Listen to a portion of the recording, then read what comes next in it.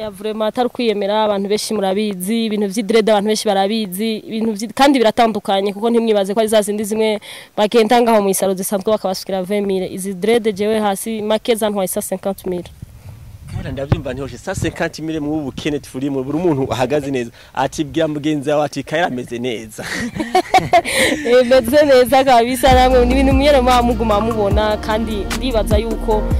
ubukene nabwo hirega ni bukene buri ntiburi ku muntu wari we wese kuri David Creative nawe sinzi ntabwo nakubishiza ariko ubukene ntabwo buri umwe wese amenye ubukene bwiwe ukenye ntuzokibaza ko nundi akenye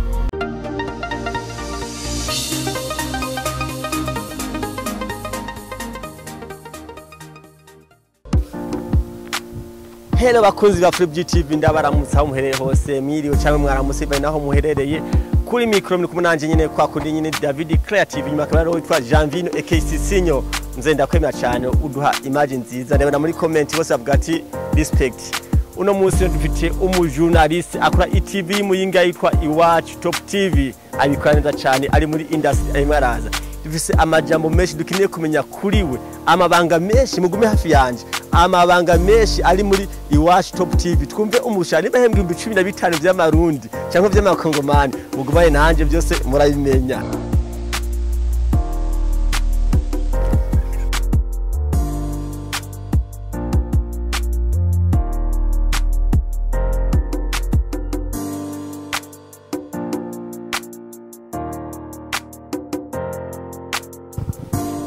Yes bakunzi ba Free TV twamaze ushikira wa mudada mbona ameze neza cyane afise telefone izimbye naho ntaramenya neza amarayiguze byose ayitubwiye bwambi maze mu subscribe mu share comment kuri channel yacu tubanda twasabye ikigongo nukuri kwimana abantu mureba video mukarengana mwirukanga gira naco bigusaba gira subscribe vyonde kaga kenye ko munsi guza notification ko mwino misi November dufise ibigano bishushe cyane mutubwire ibyo mwifuza cyane twabakorera bigadi dusoze umwaka tugiye kwinjira muri 2020 tugiye cyane sister umeze neza turashima tumeze neza sister uraberewe kama kawaida murakoze jesha kwanda kuzi kwizina rya dada wanje abatakuzi bitwa gute cewe banyitwa Kayitesi Faiza amazina yiwanje hanyuma akantu kubuhizi kagatazirana nitwa Kayla oui Numvise Kayla ndubamwe umuntu abari special ko Kayla samazina ya kera amwe yaba Divine ba Janine no Kayla ni yamazina yo muri 2018-19 koma witaze Kayla byaje gute jewe izina rya Kayla nitwa umva ko ari Kayitesi bica byinjiranamo na Kayla cyane nise umuntu yankunda umukunzi wanje ariko bari muri America arambaza dukundanye igihe aza kumbira ati burya rero jewe izina ryiwangira ndarihindura amazi izina ryanje zorihindura gute arambira ati mu gatondo ndakuvyubutse nzohita ndakubwira izina nahinduriyemo muri Kayitesi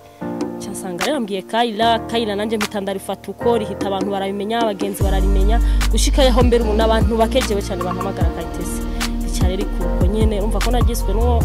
twakundanye Yes mwamaze kuvyumva Kayla ati n'umukunzi wari mukubise naye namaze witwa Kayla ndakusekara nta kusayirimo oya nta kibazo Kayla garitangura ikiganiro Kayla uraberewe ubwambe na mbere wambari amahanga na gute wambaye imiliyoni zingaca ribanga ni miliyoni nyinshi cyane none sivyo ubona yega ibintu byose byiza byose ubu bibona nyene ubugoye nyene ucubibona nyene Kayla ndakunda ko dread zizinje izo dread ndazimiye kuri Lasco Kayla izo dread za utwameranga tubwiza ukuri abarimo badukena kugira bavyumve neza ya vraiment atari kwiyemera abantu beshi murabizi ibintu vy'idrede abantu beshi barabizi ibintu kandi biratandukanye kuko ntimwibaze ko ari zazindi zimwe bagenda ngaho mu isaro zisanzwe bakabasukira 20000 izi drede jewe hasi makeza ntwa 150000 Kayla ndavyumva ntihoshe 150000 mu bukene turimo buri umuntu ahagaze neza ati bya mugenzi wawe ati Kayla ameze neza meze neza kabisa namwe ni ibintu mwere muguma mubona kandi ndibaza yuko ubukene nabwo hirega ni bukene buri ntiburi ku muntu wari we wese kuri David Creative nawe sinzi ntabwo nakubishinza ariko ubukene ntabwo buri umwe wese amenye ubukene bwiwe ukenye ntuzokibaza ko nundi akenye Manje sinkenye mani navuye ibujumbura nje kukurondera ngaha Kayla twinjiye mu kiganiro Kayla umbiriza Kayla wewe kwanza ninde yakubwiye ko Jenny berenga mfise insaku ndasakuza cyane ndi umujurnaliste asakuza cyane mfise urusaku je ndabona urusaku rwanyu kwera mu ruhagarikera rero urashobora gusanga umuntu ni wamuteguje na kina kimwe mubwi je nk'ubu ngaho urabona ejo nka cyane cyane nk'uko match yari iheze avuze uno munsi reka nze kwiruhukira mbe nafata agatutu nawe uba wamfashe none ivyo mwe mubikura hehe nabwo sinswantinga nakubonye kuri stade ndavuga tujya muri ndamukene ejo sandwi cyangwa 14 neza kumurondera naperereje sana atumaze mukore subscribe tubana tujyegwa cyane Kayla ndakubwira ikintu cyambere ndamaze kumva ubikora neza mu ntara ya Muyinga uri umujurnaliste mwabitwara neza cyane kuko mu kwezi kumwe umaze namasoma comment cyane mbona mu courage sidabona umuntu akunde courage no kumwe abikora neza Kayla nindi akwenspira mu bajurnaliste kwa mu gihugu cy'u Burundi ukumva ko ukora nkawe ukacomba wishimye cyane jewe kubera nsanzwe ndumu bwa mbere kwanza nari umufana w'umupira hanyuma mu nyuma haza kugurugwa imuyinga Iwacu Top TV yuguruwe n'uwo bita okay kuri Iwacu Top TV ibintu byose twarabibemereye niho mudusanga ibintu byose uravye Kayitesi Faiza ucumusanga kuri YouTube ku bintu bijanye n'inkino ukacugira like agasabone cugumutora amakuru yacu ibintu bimeze neza cyane ati Muyinga stand up twamaze kuza kai ubu Muyinga byose birahari ikipe ya mbere muri Primus League ngo ni yahe uravye hari hejuru ubona Olympique Stars Tupa ndani ibintu byose n'uburyohe Faiza ikiganiro kimeza cyane tubandanye Faiza mbwiza ukuri muri Iwacu Top TV uhembwa amahanga na gute byo ni bangarasta ashaka kutubwira ashaka uhembwa ibihumbi 2 by'idolari nayo nkashaza kukutika iki nkakuroga gandanye ninjira hajya dukorane ebana vraiment muri Iwacu Top TV badufashe neza baduhemba neza nico gituma ugumubona ibintu tuguma tuyagayaga dutagata kiraho nyene Faiza ndacafise ibibazo byinshi kuri we Faiza urafise umukunzi ha muntu abintumye afise ibifaranga byinshi musaga ca Bujumbura ashaka umupenzi wo muri interieur urafise umukunzi jewe umukunzi sindabironkera umwanya ni uno madame ni uno wase umukunzi ni ucankwe no oui ndamufise ariko nuwo ba ibintu byose no kumvikana nuwo bafise ko icakeneye kumbaza nditari kumwishura nta kibazo no bafise ubwo ico cyumviro nashikiriye no muha inyishu nta kibazo yes bro we wantumye bamaze kuvyumva ati nta kibazo ibintu byose nibiharuro yani no mukubito yani mukubito yero tubiburandamuzo se no murandamuzo nta bintu byo gukabuya mikoro simani Faiza abajurnaliste bose tudufise umuntu twifuza gukorana nawe Faiza mu ndiri dufise abastari benshi batandukanye niwe mu stari wifuza gukorana nawe utaronka chance yo gukorana nawe uramuse mukanye nawe umva ko ukandi kigana wo kumva ko bishimye aha mu Burundi wacu yego je kweri ikiganiro cyambere nkeneye kuvugana umuntu wa mbere kubera nsanzwe nanje ndamukunda ndashaka umustari ndakeneye kugirana ikiganiro na Fizo ndose nandi mahigwa nkakoranira ikiganiro na Satubi yani bose abakunda cyane nibo bantu ba mbere je nkunze kumviriza indirimbo zabo nanjye ndose chance no kare twa with design from Nyampinga ndacabwiye Faiza numva abarimbi byacu bakwikira cyane Faiza umuziki wacu barinje babanda yabidoga ariko utamuragenda neza nkaho nk'umujurnaliste dukora akazi kamwe ubona ko byo bifira hehe twebwe ikintu cyambere tubona gituma umuziki w'Uburundi wacu datera imbere dukunze kuvuza indirimbo cyane zo hanze y'igihugu tukibagira ayo makosa tuyashire kuba DJ cyangwa ba journalist tubishire kuba DJ cyane kwero umujurnaliste urumva bari karatanga ikiganiro ariko DJ nawe hari abari ku ngoma kugwita ibintu bitandukanye urumva ari amakosa ya mbere twayashira kuba DJ Ngabo aba DJ baravyemeye kuko last week habaye match aba DJ na journalist aba journalist baratsinze twaravyibone naho DJ Fani yasa kuja mu igori gusamira aba DJ bagasindwa amagori benshi ubu twarasinira ko ibintu bigiye guhinduka Faiza nka nk'umujournalist nihe nguvu nike kintu l'enfant yuwawo tanga kugira umuziki wacu ndundi utera imbere cyangwa abantu bakira amafilme wacu mu Burundi bagatera imbere ikintu cyambere twosaba abantu bakurikirana ibintu vy'imiziki abantu bakurikirana ibintu vy'amafilme ngahi wacu mu Burundi ntitwotera imbere batadufashe mu mugongo ikintu cyambere babanze biyumvishe ko bategezwa gukunda umuziki w'iwacu w'Uburundi bawushiremwo kubera byose birashoboka twese turi kumwe ariko reba reke guha umwanya muremure indirimbo nyinshi zo mu mahanga umwanya bazoduha akanya umurundi aso indirimbo akagira like bakagira sabone ibintu byose birashobora gushoboka byose bigakunda none ugiye mu Rwanda je mu Rwanda namanje gutembera niga kuburi kurumva umuziki uvuga mu Rwanda w'u Burundi ariko ni kesho ushobora kumva ngaha i Burundi turiko turavuza indirimbo zo mu Rwanda Diamond ngaha mu Burundi ubone wavumye no ahitinze no muntu ariko aravuza indirimbo ziwe none kubera ko tudashobora gufana ba Satubi ba Fizo bandi bafise indirimbo nziza cyane haro bakiriku haro bandi bariko ba drama bariko barakura baracara abana batoya kuko tutubafata mu mugongo kugira ngo nabo umuziki wacu natwe ugira inguvu natwe uzoje kuvuza hanze nk'ufise nk'isafari yo kunyerekeza hanze y'igihugu nkagenda nkumva biriko biravuga nkumva karirimbo nk'ubu Kafizo Kasatu kuko aravuga Dar es Salaam maze umunezero nk'ubu nogira umwadukurikirana abwira mugenzi wako Pembeni ati dukunde by'iwacu cyane Faiza ndacaba na ibibazo byinshi neje nsinsa kunyinshi cyane ati Faiza afise ikibosi cyamuhaye amamiliyoni 5 mu misi ategura igiteramo akora bitwa Gasore Babalao muri Ihuriro TV agusamba igisagara ca Bujumbura kubifaranga byinshi yaba yahawe n'umutama tutazi byo bari byufise igigabo kiyago y'amahera mani ikintu cyambere kw'icyo kintu nobanza kukwishura hari ibintu vya mbere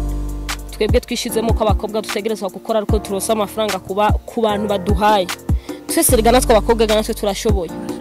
je rero sinorinda gukora igiteramo kubera mpawa amafaranga n'undi mugabo je ndashoboye ku nguvu ziwanje ndiyumva ko nshoboye shobora guhagurutsa wari we wese bivanye n'ubwenge Imana yampaye nkabukoresha nkarondera amafaranga hama nkahagurutsa uwo nkeneye wese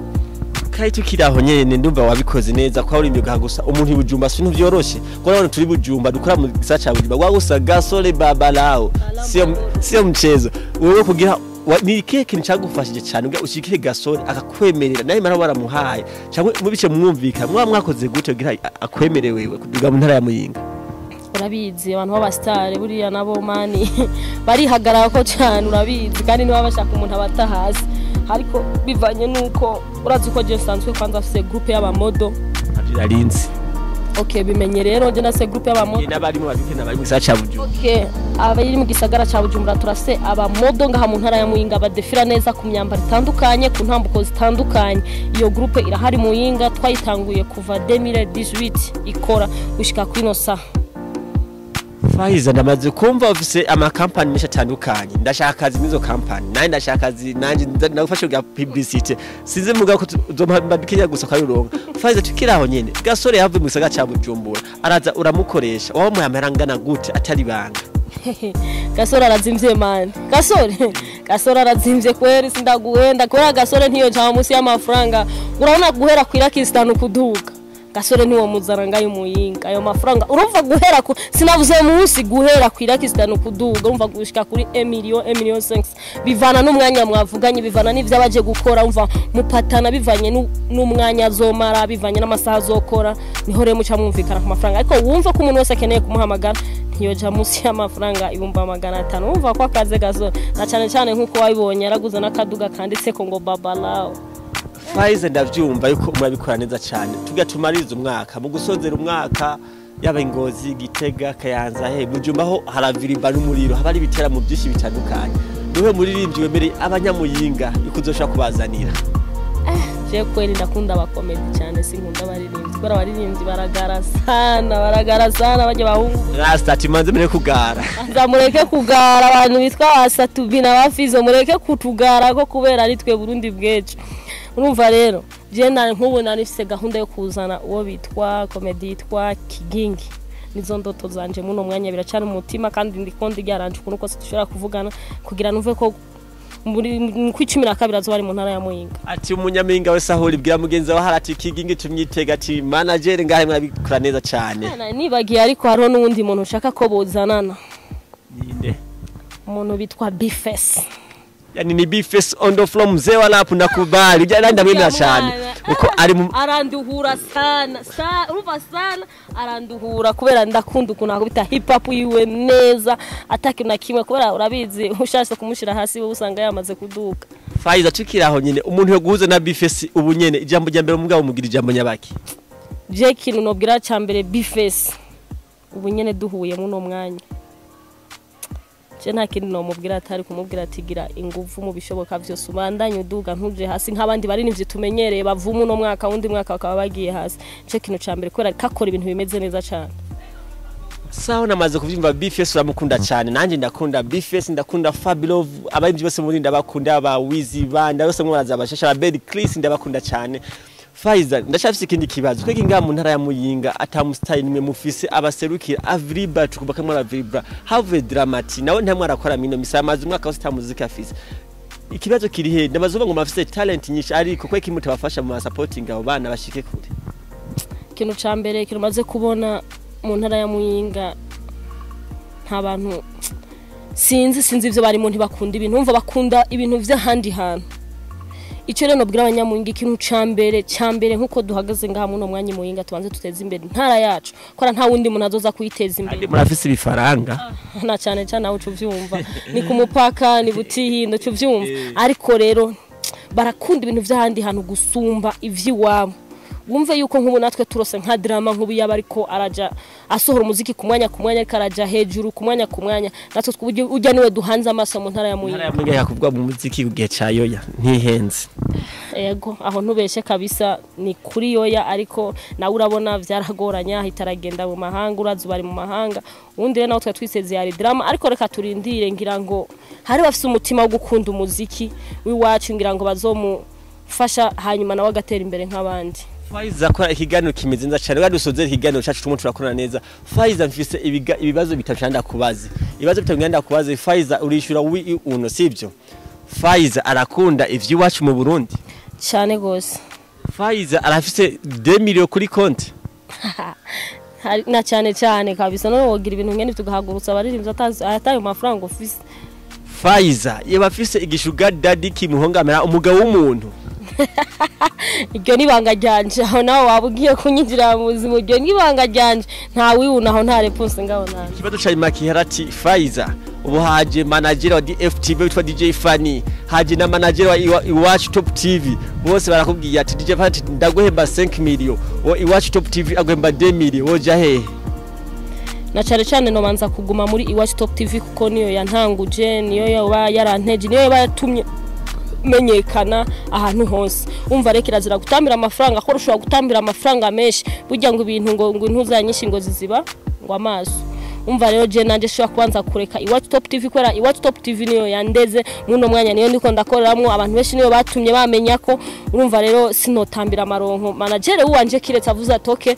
je ndabona umenga nta kibazo kugenda ntaco bitwaye naje nogenda ariko sinoroharura ngo nuko amaye amafaranga menshi Faiza twacabandanya ikibazo cyanyuma ro kigoye sinzi kandi ugageze ukinyishe neza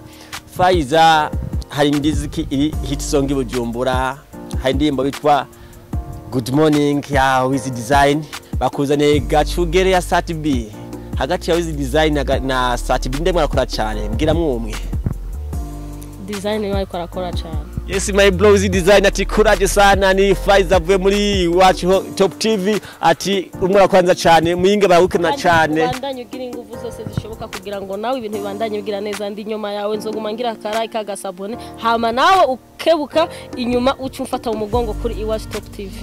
Yes bakunzi ba Afro Beauty yakatubabwira ati iganisha kimeze neza cyane twakubona twa Faiza aka Kaila.